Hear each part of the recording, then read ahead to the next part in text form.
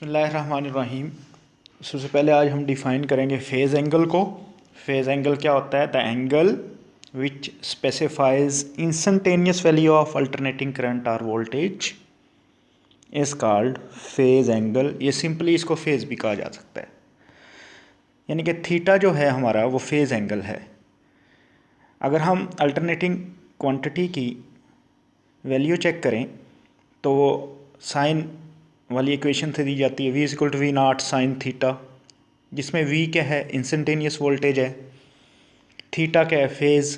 Theta की value अगर zero करें वोल्टेज ज़ीरो हो जाएगा, 90 करें वोल्टेज मैक्सिमम हो जाएगा। तो पता ये चला कि थीटा जो है वो स्पेसिफाई कर रहा है instantaneous value of alternating current या वोल्टेज को, इस वजह से इसको फेज़ एंगल कहते हैं। फेज़ लैग और लीड दो तरह के कंसेप्ट हैं। फेज़ लैग में अगर इस फर्स्ट फिगर में देखें आप, तो आप देख रहे हैं रेड वाली जो वेव फॉर्म है वो 90 से पीछे है, 90 डिग्री पीछे है, यानी कि फ़र्स्ट जब 90 पे पहुंचा हुआ है तो सेकंड कितने पे है? 0 पे। तो हम यूँ कह सकते हैं कि सेकंड वेव फॉर्म लैग कर रहा है फर्स्ट से 90 डिग्री से। इस सेकंड वेव फॉर्म में अगर देखें आप नीचे वाली में, लीड वाली में, तो वहाँ से पता चल रहा है कि जब पहली वेव फॉर्म 0 डिग्री पे है तो दूसरी उस वक्त 90 डिग्री पे है। तो मैं यूँ कह सकता हूँ कि सेकंड वेव फॉर्म लीड कर रही है फर्स्ट वेव फॉर्म से 90 डिग्री से। इसी तरीके से हमारा जो एक फेज़र है, vector representation of alternating quantity. AC quantity mean alternating quantity which are sinusoidal, यानी कि जिनकी वेव फॉर्म साइन की सूरत में हो, साइन वेव की सूरत में हो, are represented by rotating vector. और वो फेज़र जो होता है वो रोटेटिंग वेक्टर है, और कौन सी डायरेक्शन में रोटेट करता है? एंटी क्लॉकवाइज डायरेक्शन में। फेज़र को ये कंडीशन फुलफिल करनी चाहिए। Its length on a certain scale, जितनी फेज़र की लंबाई होगी, लेंथ होगी किसी स्केल पर, वो रिप्रेजेंट करती है पीक वैल्यू को या RMS वैल्यू को अल्टरनेटिंग क्वांटिटी की। Secondly, it is in the horizontal position at the instant when alternating quantity is 0 and increasing positively.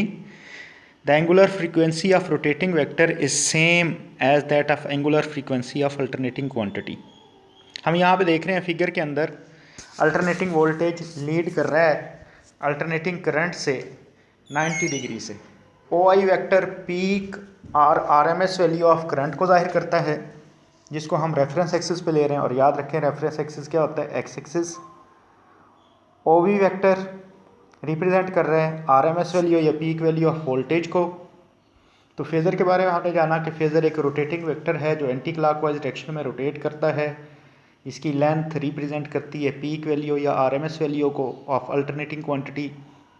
Horizontal position में जब ये होता है किसी लम्हे पर, इसकी अल्टरनेटिंग क्वांटिटी की वैल्यू 0 होती है, फिर बाद में इंक्रीज़ होती रहती है। The angular frequency of rotating vector same होनी चाहिए angular frequency of alternating quantity के साथ। इसी तरीके से हमने डिफरेंशिएट करना है AC सर्किट और DC सर्किट्स के दरमियान। याद रखें AC सर्किट वो होते हैं जिनमें करंट सिर्फ DC सर्किट वो होते हैं जिनमें करंट सिर्फ रजिस्टर की मदद से कंट्रोल किया जा सकता है, यानी कि in DC circuit resistor are used to control current and voltage. AC circuit में करंट या वोल्टेज को कंट्रोल करने के लिए सिर्फ रजिस्टर नहीं बल्कि उसके साथ साथ इंडक्टर और कैपेसिटर भी इस्तेमाल होते हैं। इन AC सर्किट करंट और voltage are controlled by 3 components called resistor, inductor and capacitor. आज का जो टॉपिक है उसमें है AC थ्रू रजिस्टर। हमने एक अल्टरनेटिंग वोल्टेज सोर्स को रजिस्टर के साथ जोड़ना है। हमें पता है कि 0 से T/2 तक, जिस तरह हमने पढ़ा, करंट A से B जाएगा और फिर T/2 से T तक B से A। अल्टरनेटिंग वोल्टेज की वैल्यू हम पीछे पढ़ चुके, v=v0 साइन थीटा। अगर मैं इस इक्वेशन को R पे डिवाइड करूं तो मेरे पास इक्वेशन आ जाती है I=I0 साइन थीटा। एक को नाम दिया मैंने फर्स्ट का, वोल्टेज वाली को, और करंट वाली को नाम दिया सेकंड का। फर्स्ट और सेकंड से एक क्लियर हो रहा है कि करंट और वोल्टेज दोनों साइन थीटा पे डिपेंड कर रहे हैं। मीन टू से जब थीटा ज़ीरो होगा तो वोल्टेज भी ज़ीरो होगा, करंट भी ज़ीरो होगा। थीटा को 90 करेंगे, करंट भी मैक्सिमम हो जाएगा, वोल्टेज भी मैक्सिमम हो जाएगा। यानी कि जो चेंज वोल्टेज में आ रही है वही करंट में आ रही है। तो हम यूँ कह सकते हैं current and voltage are in phase. In phase mean दोनों के दरमियान जाविया कितना है, ज़ीरो है। फेज़र वेक्टर रिप्रेजेंटेशन आपको ज़ाहिर हो रही है और वेव फॉर्म भी ज़ाहिर की गई है। वेव फॉर्म में हमें पता चल रहा है जब करंट ज़ीरो है वोल्टेज भी ज़ीरो है, करंट मैक्सिमम होता है वोल्टेज भी मैक्सिमम। याद रखें पावर के जो तीनों फार्मूले हैं, P is equal to V I square R या वी स्केयर ओवर आर, ये तीनों फुलफिल होते हैं सिर्फ रजिस्टर की सूरत में। यानी कि पावर के जो फार्मूले हैं सिर्फ एप्लीकेबल कब हैं, जब करंट और वोल्टेज इन फेज़ हों।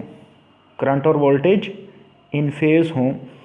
हम देखेंगे इंडक्टर और कैपेसिटर में पावर के फार्मूलाज एप्लीकेबल नहीं होंगे। P is equal to V I square R या वी स्केयर ओवर आर, ये एप्लीकेबल हैं सिर्फ रजिस्टर की सूरत में। कैपेसिटर और इंडक्टर में ऐसा नहीं होता। एग्जाम्पल में हमने देखना ये है, एग्जाम्पल 1 में हमें ये कहा गया है an AC voltmeter reads 250 volt. याद रखें जिस तरह हम टॉपिक में पीछे पढ़ चुके हैं कि AC वोल्ट मीटर हो या एम मीटर हो, वो जो वैल्यू रीड करते हैं वो RMS वैल्यू होती है। इस वजह से मैं इसको अपनी तरफ से नाम जो दे रहा हूँ AC वोल्ट मीटर की रीडिंग को VRMS कह रहा हूँ। और फ्रीक्वेंसी हमें जो बताई गई है 50 हर्ट्ज़ है। जिस तरह हमें पता है पाकिस्तान समेत पूरी दुनिया में सिवाय अमेरिका के AC की फ्रीक्वेंसी 50 हर्ट्ज़ है और अमेरिका में 60 है। हमने निकालना क्या है, पीक वैल्यू वोल्टेज की, इंस्टेंटेनियस वैल्यू वोल्टेज की। RMS वैल्यू और पीक वैल्यू का रिलेशन ऑलरेडी हम पढ़ चुके। वहाँ से हमारे पास जो V0 यानी कि पीक वैल्यू आ रही है वो 353.5 वोल्ट आ गई। फिर मैंने इंस्टेंटेनियस वैल्यू वोल्टेज की निकालनी है। V is equal to V0 sine theta और theta is equal to omega t और ओमेगा 2πf। एफ़ की वैल्यू गिवन है 50, तो ये V0 साइन 100πt आ जाएगा। इसी तरह से हमने numerical number 1 and numerical number 2 भी करना है जो हमारा इसी टॉपिक से रेलिवेंट है।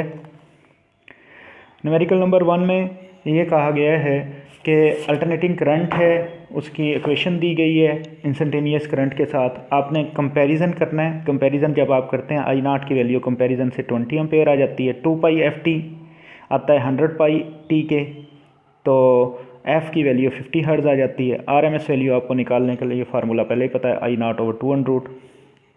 इसी तरीके से न्यूमेरिकल नंबर 2 में जो हमें कहा गया है पीक वैल्यू दी गई है, टाइम दिया गया है, फ्रीक्वेंसी दी गई है, IRMS निकाल के दिखाना है। और इसके साथ साथ हमने इंस्टेंटेनियस करंट की वैल्यू जिस तरह एग्जांपल 1 में हमने करके दिखाया, यहाँ पे टाइम भी दिया गया है, इस वजह से π/3 आ जाएगा। एंड में अगर आप बी पार्ट में देखें साइन π/3 साइन 60 के बराबर होता है, क्योंकि पाई 180/3 60 होता है।